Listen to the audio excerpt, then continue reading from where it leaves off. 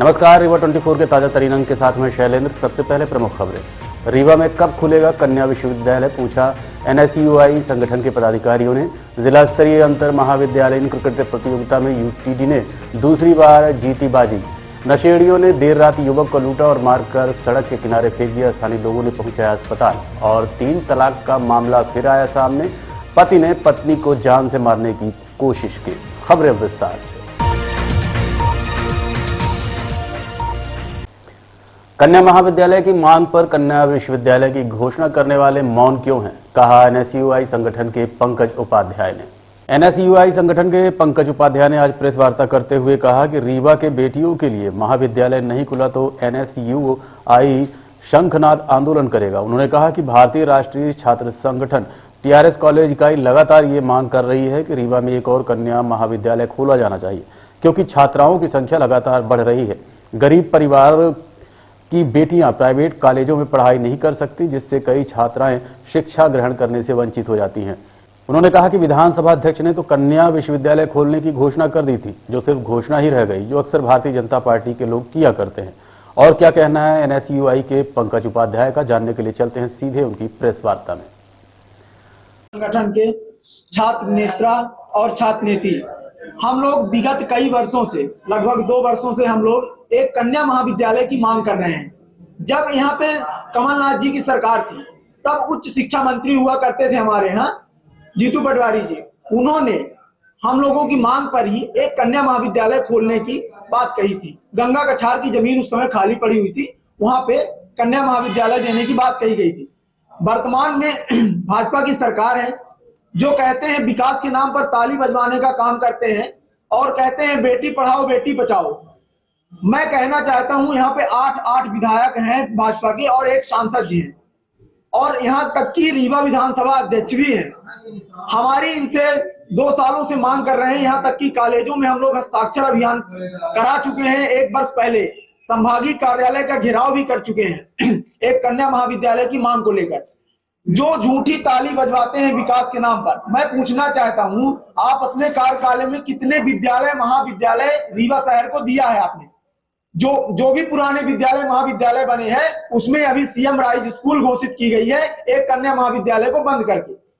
हम लोगों की मांगे ये है, एनएसयूआई लगातार आंदोलन कर रही है, लगातार मांग कर रही है कि एक कन्या महाविद्यालय और जरूरी है। एडमिशन के समय इतनी ज्यादा समस्या होती है, लास्ट में फिर छात्राओं को प्राइवेट कॉलेजों में जाना पड़ता है। प्राइवेट कॉलेज में कुछ ऐसे सामान्य वर्ग के परिवार हैं जो कि सामान्य परिवार से आते हैं, वो प्राइवेट स्कूल में पढ़ने की स्थिति में नहीं होते। कई छात्र छात्राएं ऐसी रह जाती हैं जो एडमिशन से वंचित रह जाते हैं। तो यहाँ पे जिस हिसाब से जनसंख्या लगातार बढ़ रही है छात्र छात्राओं की, और एडमिशन की मारामारी होती है, हम लोग एडमिशन के समय हमेशा आंदोलन करते हैं एडमिशन के लिए, उसके बाद भी कई छात्र छात्राएं वंचित रह जाते हैं। विधायक राजेंद्र शुक्ला जी से स्पष्ट रूप से मांग कर रहे हैं छात्र नेता, अब अगर हम लोगों की मांग पर कोई भी एक्शन नहीं होता है तो हम पूरे विद्यालय के और महाविद्यालय के छात्र और छात्र नेत्रियों के साथ हम लोग बृहद आंदोलन भी करेंगे। अभी हम लोग नशेड़ियों ने लूटपाट के चलते एक व्यक्ति से जमकर मारपीट की है, जिसे स्थानीय लोगों की मदद से अस्पताल पहुंचाया गया। बेला के शाह गांव में नौकरी करने वाले जितेंद्र उपाध्याय ने बताया कि वह मूलतः यूपी के प्रतापगढ़ का रहने वाला है और यहां बेला में नौकरी करता है। कल रात 11:30 से 12 के बीच जब वो अपने लड़के से मिलकर लौट रहा था, तभी सिरमौर चौराहे में ओवरब्रिज के नीचे 3 की संख्या में आए लोगों ने पैसे छुड़ाने की कोशिश की और जमकर मारपीट की। बाद में मरा हुआ समझकर फेंक के चले गए। सुबह 7 बजे जब स्थानीय लोगों ने देखा तो पुलिस को फोन किया और एम्बुलेंस की सहायता से अस्पताल पहुंचवाया। उसने बताया कि वो तीनों को पहचान लेगा। जितेंद्र ने यह भी बताया कि मारपीट करने वाला बार बार अपना नाम मनोज कबाड़ी बता रहा था। चौराहे ब्रिज के नीचे हुए है 11:30 से 12 के बीच में। पैसा छुड़ा रहे थे, पैसा नहीं दे रहा था तो उसी के लिए मारपीट की है। कितने लोग थे लोग? 3 लोग थे सर। मारपीट करने के बाद आप मैं एकदम मरी हालत में छोड़ दिए, उठा के फेंक दिए थे एडीएम कॉलोनी तरफ, मार के फेंक दिए थे। आप यहाँ कैसे पहुँचे? यहाँ पे सुबह मेरे को पब्लिक उठाई है 7 बजे, उसके बाद फ़ोन लगवाया, फिर पुलिस वाले बहुत लेट आए, 11-12 बजे पुलिस वाले आए, फिर 108 में यहाँ पे आया। मैं क्या करते हैं? मैं जॉब करता हूँ बेला के आगे शाह गाँव में। यहाँ कहाँ जा रहे थे आप? लड़के से मिलने आया था कल, दिन में ही आया था। वो लोग काहे में आए थे? मोटरसाइकिल से? नहीं, वो लोग वहीं रहते हैं, शायद कबाड़ी हैं, सिरमौर चौराहे में उस साइड में ब्रिज के नीचे रहते हैं। किसी को पहचानते हैं आप? हाँ, पहचान रहे हो, जो मारे हैं उनको पहचान सकते हैं। नाम से जानते हैं? नाम वही मनोज कबाड़ी बता रहा था, बोल रहा मार रहा था तो बता रहा था। रीवा जिले में 3 तलाक का मामला सामने आया है, जिसमें आवेदिका ने पति द्वारा प्रताड़ित करने और जान से मारने की धमकी के संबंध में आज रिपोर्ट दर्ज करवाई है। हमीदिया मस्जिद के पास रहने वाले वार्ड 15 में शबनम बानो ने आज रिपोर्ट दर्ज कराई कि उसका पति मोहम्मद हफीज, जो कि 35 साल का है, उससे लगभग 20 साल पहले उसकी शादी हुई थी। उसने बताया कि इसकी एक और शादी हो चुकी है, पहली पत्नी को भी वो तलाक दे चुका था और अब शबनम के साथ उसकी दूसरी शादी थी। शादी के कुछ समय बाद से ही हफीज लगातार मारपीट करता रहा और प्रताड़ित करता रहता था और तलाक देने की धमकी देता था, लेकिन बच्चों के भविष्य को देखते हुए पिछले कई वर्षों से चुप रही, पर अब बर्दाश्त से बाहर हो गया। उसने बताया कि उसका पति अपराधी भी है और मर्डर केस में सजा भी काट चुका है। उसने कहा कि उसका पति कहता है कि उसे किसी का कोई डर नहीं, ना तो अदालत का ना पुलिस का, और उसके साथ उसके बच्चों को भी जान से मारने की कोशिश कर सकता है, इसलिए अब वो पुलिस की शरण में आई है। क्या कहना इस बारे में शबनम बानो का, सुनिए। सर, हमें कल रात में 3 तलाक बोल के सब 4-6 लोग, हमारे मायके वाले और ससुराल वाले दोनों पक्ष के थे, 3 तलाक बोल के 3 बार घर से हमको निकाल दिया गया। और हम कल रात में, हमारी तबीयत ख़राब होने के कारण हम रात में यहाँ आए थे, फिर वापस हमें कर दिया गया यहाँ से कि जाइए, अभी आपकी तबीयत ठीक नहीं है, कल आइएगा। आज हम आए सर, तो हमारे ये सब यहाँ जो भी बताया, तो उसके हिसाब से हमको बोले कि आप जाइए घर। वो आए, तो पति को बुलाया गया, तो पति बोल रहे हैं कि हम नहीं दिए 3 तलाक। हम थाने में FIR दर्ज की गई आपकी? थाने में पुलिस ने रिपोर्ट दर्ज कर ली है आपकी? ये हम अपने से आवेदन जो बनाए थे वो जमा कर लिए हैं, इसमें सील लगा के यही दे दिया गया, मेरा ही। आप कहना है कि आपके पति ने आपको 3 तलाक बोला है जी। आरोपी भी थाने में आया था, तो क्या वो थाने में बैठाए हैं या फिर उसको छोड़ दिए? थाने में आए थे, वो बोले कि हम नहीं दिए 3 तलाक, हम रखेंगे, इतना कह के चले गए।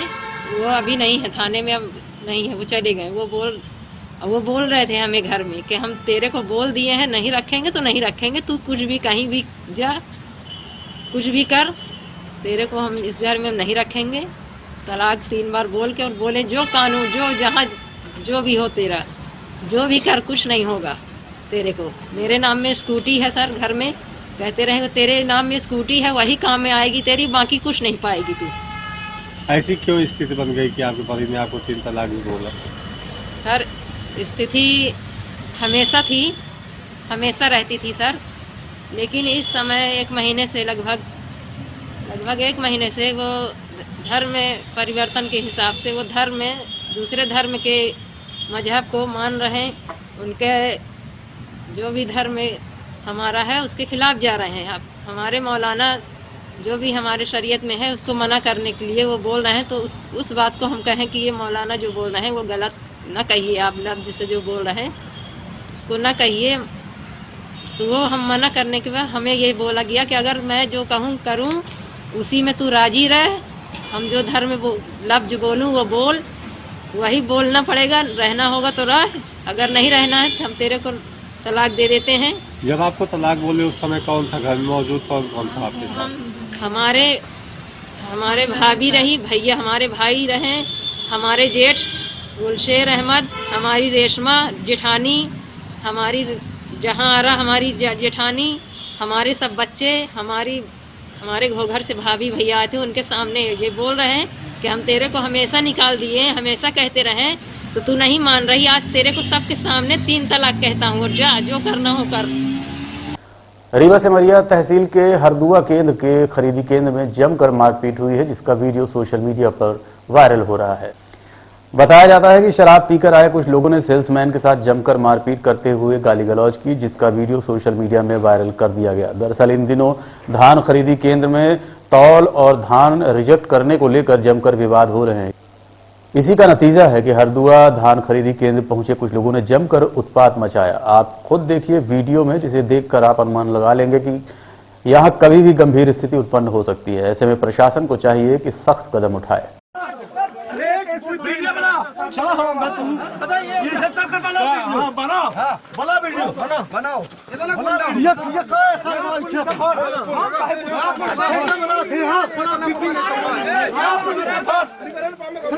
से फोन लगाओ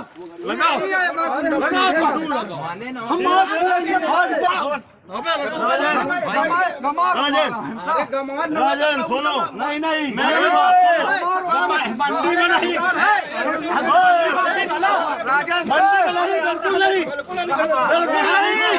आम आदमी पार्टी के पूर्व महापौर प्रत्याशी इंजीनियर दीपक सिंह ने बाढ़ 28 नगरीय बस्ती की समस्याओं को लेकर आज आयुक्त नगर निगम को एक ज्ञापन सौंपा है।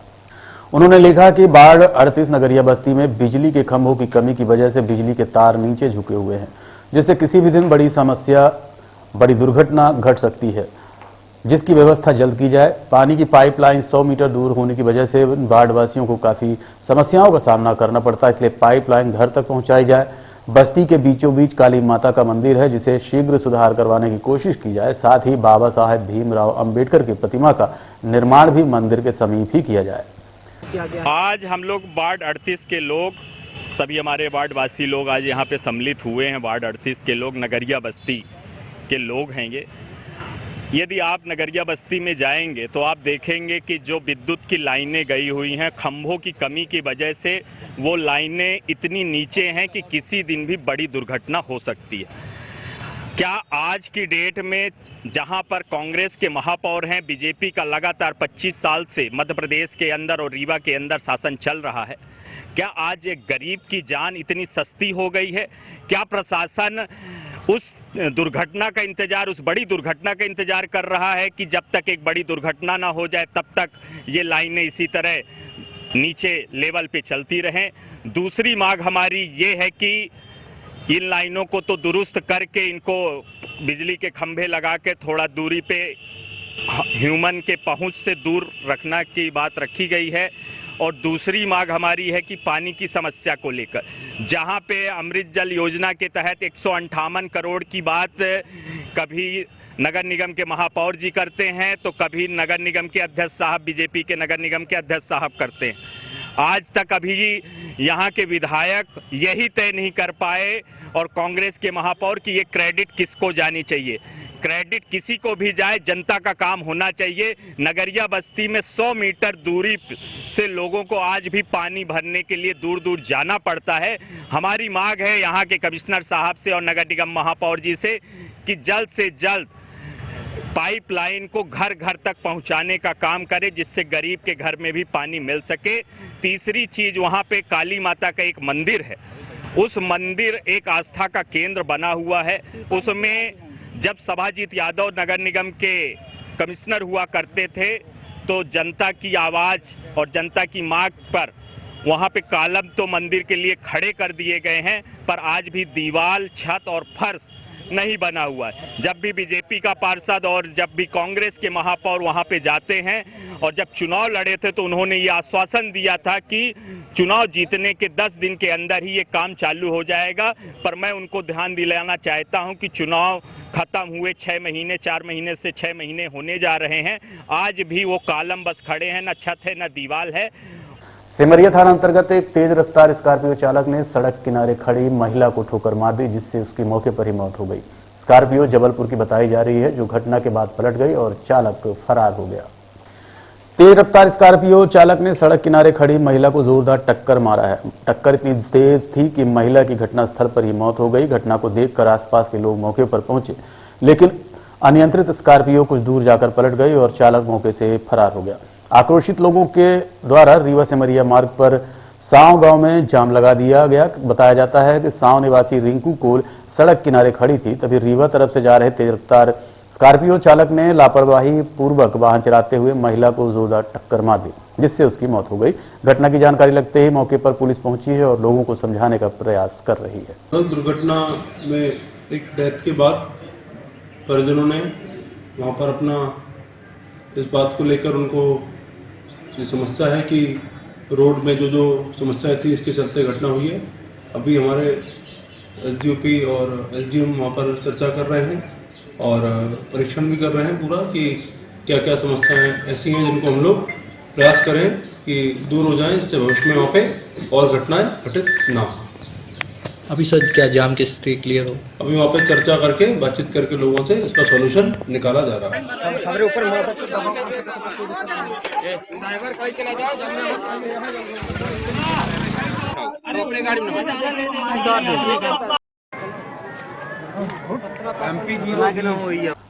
परिवहन सुरक्षा स्क्वाड द्वारा आरटीओ के निर्देश में नवंबर महीने में रिकॉर्ड तोड़ 77,13,000 रुपए का राजस्व अर्जित किया गया। परिवहन सुरक्षा स्क्वाड के द्वारा नवंबर महीने में जिले भर में की गई जांच के दौरान 184 वाहनों के विरुद्ध चालानी कार्रवाई करते हुए उनसे 8,36,000 का शासकीय राजस्व जुर्माने के रूप में वसूल किया गया।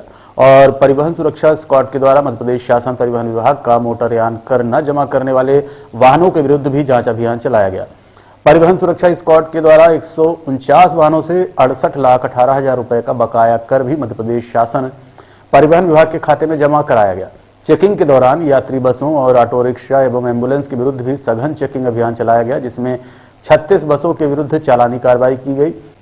इन यात्री बसों में जांच के दौरान बस में किराया सूची चस्पा न होने, बिना परमिट एवं यात्रियों से किराया ज्यादा वसूल किए जाने के साथ ही परमिट शर्तों का उल्लंघन करते पाए जाने पर कार्रवाई करते हुए 10,09,000 का राजस्व वसूल किया गया। जिला स्तरीय अंतर महाविद्यालयीन क्रिकेट प्रतियोगिता विश्वविद्यालय शिक्षण विभाग ने अपने कब्जे में किया। शासकीय आदर्श विज्ञान महाविद्यालय रीवा द्वारा आयोजित जिला स्तरीय क्रिकेट प्रतियोगिता के फाइनल मुकाबले में शासकीय टीआरएस विद्यालय रीवा की टीम को पराजित करके यूटीडी ने दूसरी बार चैंपियन बनने का गौरव हासिल किया है। मध्य प्रदेश शासन उच्च शिक्षा विभाग के निर्देशानुसार जिला स्तरीय क्रिकेट प्रतियोगिता का आयोजन कन्या महाविद्यालय की प्राचार्य डॉक्टर आरती सक्सेना के निर्देशन में महाविद्यालय के क्रीड़ाधिकारी डॉक्टर हबीब खान और डॉक्टर राजेश भारती द्वारा किया गया। इस 3 दिवसीय प्रतियोगिता का शुभारंभ महाविद्यालय जनभागीदारी प्रभारी एवं पुस्तकालय प्रमुख डॉक्टर भारतेंद्र मिश्र के मुख्य आतिथ्य में गत 13 दिसंबर को हुआ था, जिसमें पहले मैच में मेजबान टीम शासकीय आदर्श विज्ञान महाविद्यालय रीवा की टीम ने शासकीय महाविद्यालय त्योथर को पराजित किया। उसी दिन शासकीय टीआरएस महाविद्यालय, शासकीय महाविद्यालय देवतलाव और शासकीय विधि महाविद्यालय की टीम ने शासकीय महाविद्यालय मऊगंज की टीम को पराजित कर सेमीफाइनल में जगह बनाई। महाविद्यालय की टीमों ने अपने मैच जीतकर सेमीफाइनल में पहुंची। दोनों टीमों के बीच फाइनल मैच आज खेला गया, जिसमें बल्लेबाजी करते हुए यूटीडी की टीम ने पहले 20 ओवर में 124 रन बनाए। जीत का लक्ष्य हासिल करने उतरी आदर्श विज्ञान महाविद्यालय की टीम ने मात्र 3 रन पहले 121 रन पर ऑल आउट हो गई। सर वीडियो बना देते आइए ना सर, सामने थोड़ा फोटो खींच रही है।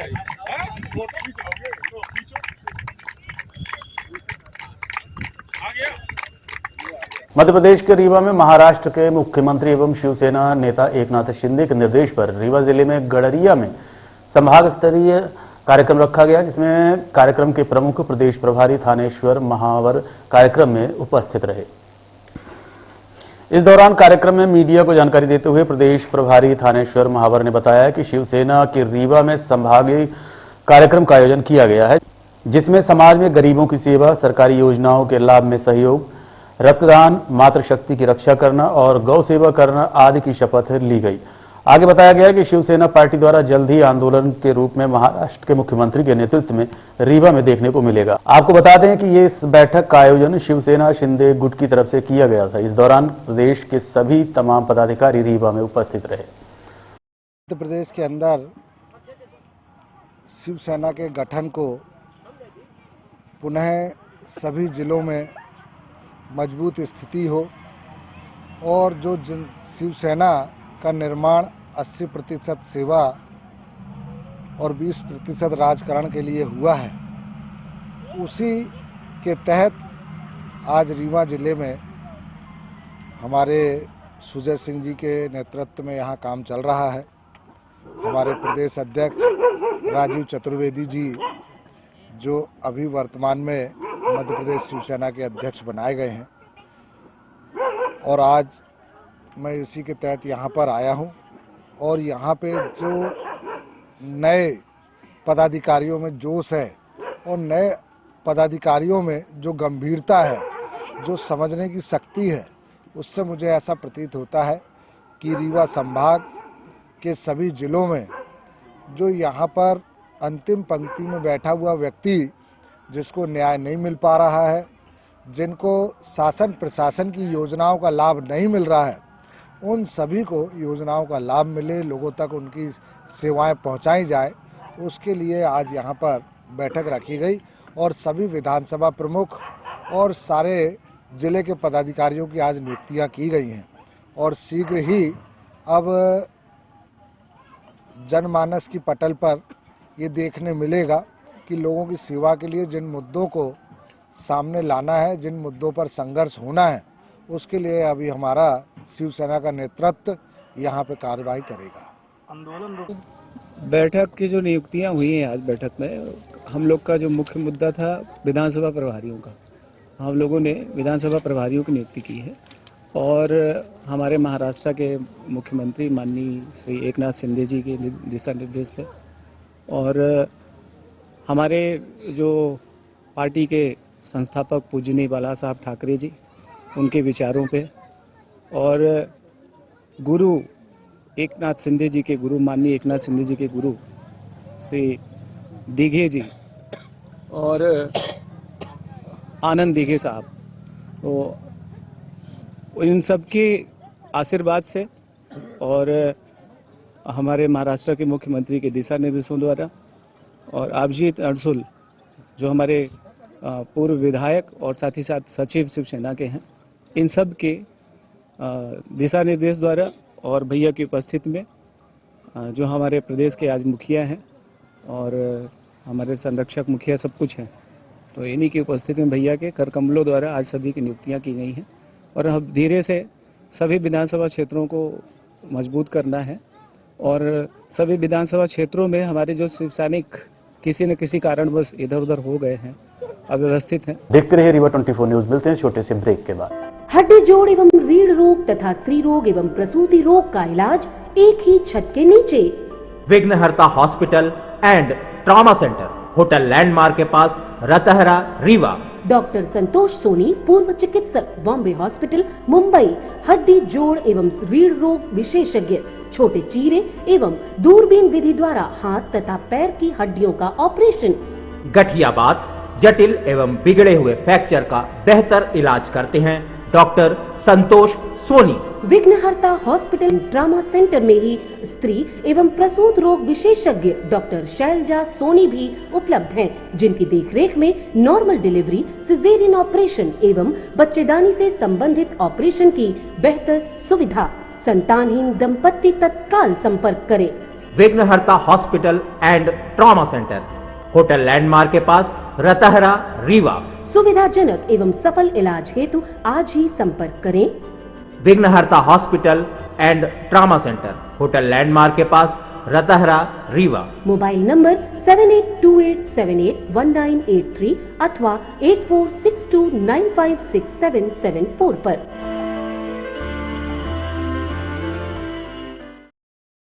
सिंधु यूथ विंग ने कंबल और फल वितरित किए। कड़कड़ाती ठंड में मंदिरों और मठों के बाहर दिन रात काटने वाले निसहाय लोगों की मदद के लिए समाज सेवी अब सामने आ रहे हैं। शुक्रवार को सिंधु यूथ विंग के द्वारा कंबल और फलों का वितरण किया गया, जिसमें मुख्य अतिथि के रूप में पहुंचे रीवा विधायक राजेंद्र शुक्ल ने फल और कंबल वितरित किए। इस दौरान विधायक ने कहा कि सिंधु समाज के द्वारा व्यवस्थित तरीके से पहले जरूरतमंदों का सर्वे किया जाता है और फिर उन्हें टोकन वितरित किया जाता है। उसके बाद ही जरूरतमंदों को यहाँ वस्तुएं वितरित की जाती हैं, जो प्रशंसनीय है। सिंधु यूथ विंग को के सभी पदाधिकारियों को, सचिन टूटानी जी को मैं बधाई देता हूं, क्योंकि लगातार 16वां वर्ष है जब वो ठंड के शुरू होते ही कंबल लेके और खाद्य पदार्थ लेके और बड़े सिस्टमेटिक तरीके से करते हैं। ये जो लोग वास्तव में नीडी हैं उनको टोकन देते हैं। पिछले एक हफ्ते से सर्वे करते हैं और उन लोगों को टोकन बांटते हैं और उनको कहते हैं कि आप टोकन लेके फलानी तारीख को फलानी जगह शंकर जी के मंदिर के सामने आ जाइएगा, यहाँ पर आपको सामग्री का वितरण होगा। तो आज आप देखिए कि सब टोकन लेके आए हैं, अपना टोकन दिखा रहे हैं और यहाँ पर समाज के सभी प्रमुख लोग एक एक करके एक एक सामग्री के सामने खड़े हैं और उनको दे रहे हैं। तो सिंधु यूथ विंग की मैं भूरी भूरी प्रशंसा करता हूँ। आज के अंक में इतना ही। देखते रहिए रीवा 24 न्यूज। नमस्कार।